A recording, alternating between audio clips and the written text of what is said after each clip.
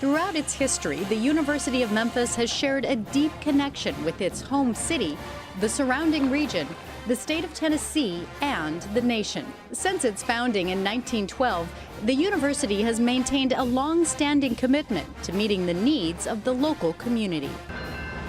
With 5 Class I railroads, the nation's largest freight airport, the 4th largest inland port, and the home of several large trucking companies operating on some of the busiest freight corridors in the country, Memphis is one of the greatest working freight laboratories in the world. In response to freight industry needs, the University of Memphis formed the Intermodal Freight Transportation Institute in 2007 as an interdisciplinary research center. The institute coordinates the efforts of the Fogelman College of Business and Economics and the Herf College of Engineering in working with both public and private sectors of the industry. The institute conducts research over the 4 modes of transportation: rail, road, river, and runway. To find out more about the research and educational opportunities associated with the Intermodal Freight Transportation Institute, visit our website at memphis.edu/IFTI.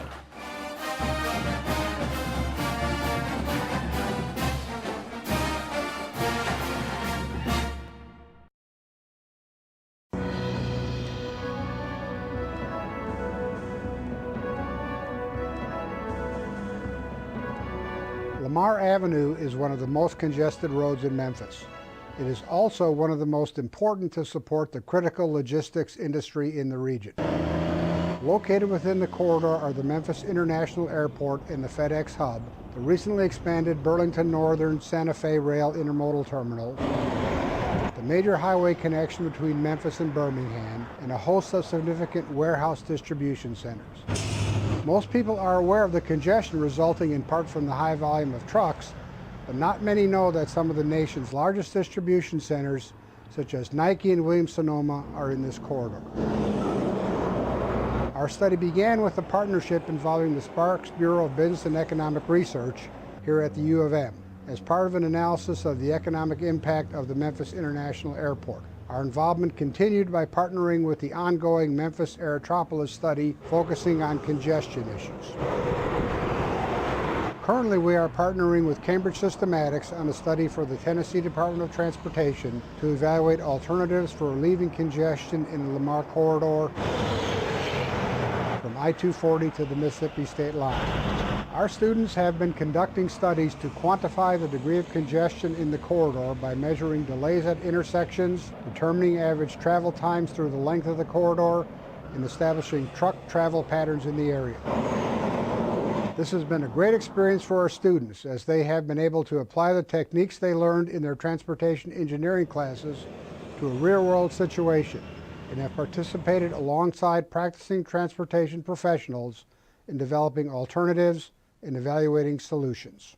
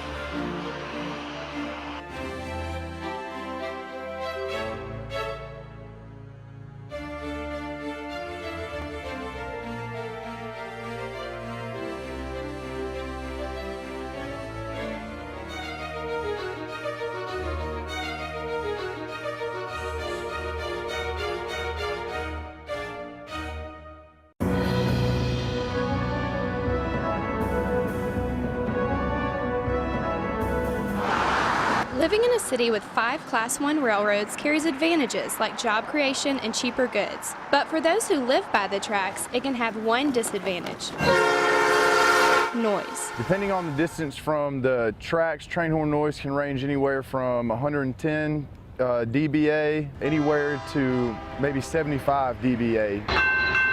Of course, for safety reasons, the train horn has to be loud so it can be heard by drivers who are in cars with the windows shut and the radio on, or other distractions, and by any pedestrians in the area. There's a lot of interest on the part of Memphis citizens and others to see the impact of horn noise on basically the property values and the quality of living around the railroad track. And because of that interest, the U of M's Intermodal Freight Transportation Institute has undertaken a study to measure and quantify the amount of train noise at crossings up and down the Poplar Corridor. For this study, we set up 5 stations for each crossing that we're investigating. One that's the closest land use, one 400 feet and 800 feet away from the crossing.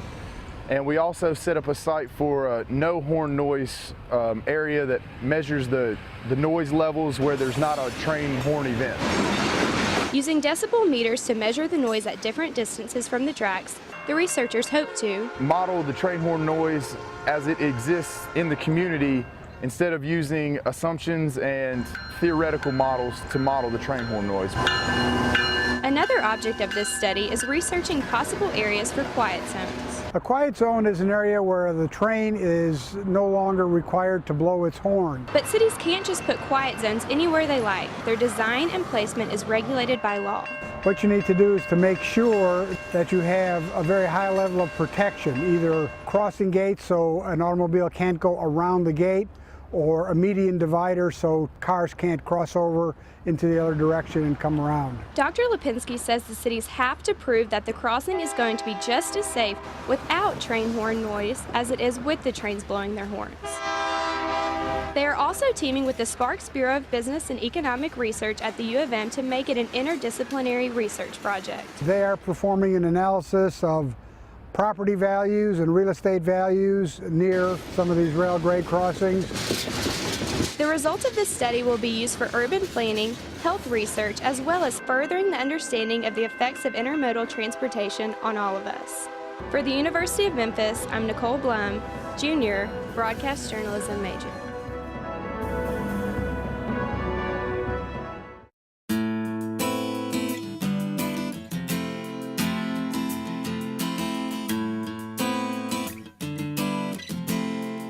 Our approach at the University of Memphis is to find those high school students that show great promise, but might come from a home where they've never had the opportunity to attend college.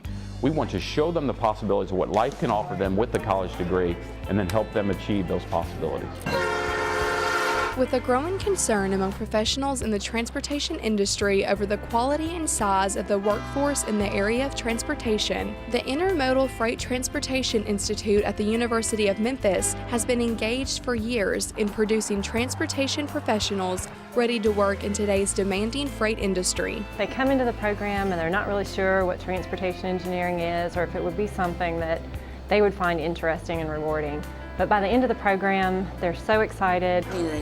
Partnering with the Women's Foundation of Memphis, the University of Memphis developed an annual summer camp called Girls Experiencing Engineering, or G. Once you've got one that works. This nationally recognized program was expanded in 2010 to include a male session called TREC, Transportation Engineering Careers. The programs are both designed to encourage high school students to consider opportunities in the transportation profession. We bring the students in and have them experience hands-on design challenges. They meet with both student and professional role models in the transportation fields, and they learn about all of the exciting opportunities that are available to them through this profession. Make sure you land at about 60. Meanwhile, the Memphis City Schools has developed its own nationally recognized transportation optional program at Wooddale High School, located only minutes south of the University of Memphis campus. Why don't we do a 30-degree bank turn? This program offers a unique opportunity for students to learn the skills needed to become a pilot and pursue a career in the transportation industry. That's what makes the economy go. And I know there's also a lot of good paying jobs in that area. So I want to see my kids, be successful and have a career that's going to pay them well, and then also be rewarding and have a lot of upward mobility in it, and I know all these transportation careers do have that opportunity.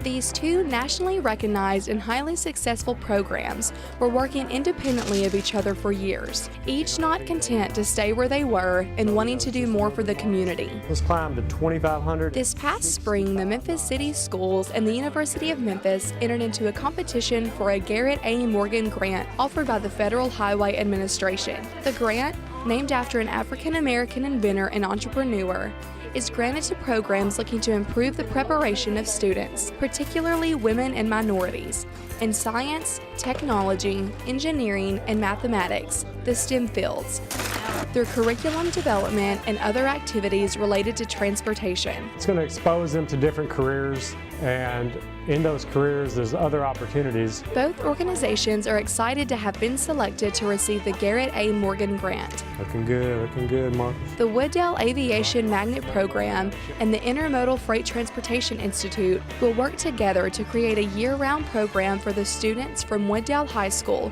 that participate in the G and Trek summer program. The year-round program will offer mentoring opportunities for the students from both campuses, executive interactions, and field trips to the University of Memphis with hands-on learning opportunities. We hope that through this project we're going to really increase the number of Wooddale students that are interested in transportation professions and that consider engineering majors when they go to college. The aviation program is a unique program that we have here.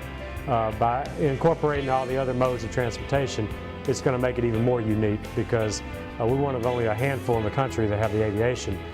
Very few, if any, are going to have the whole intermodal transportation, so we feel really blessed to be part of this.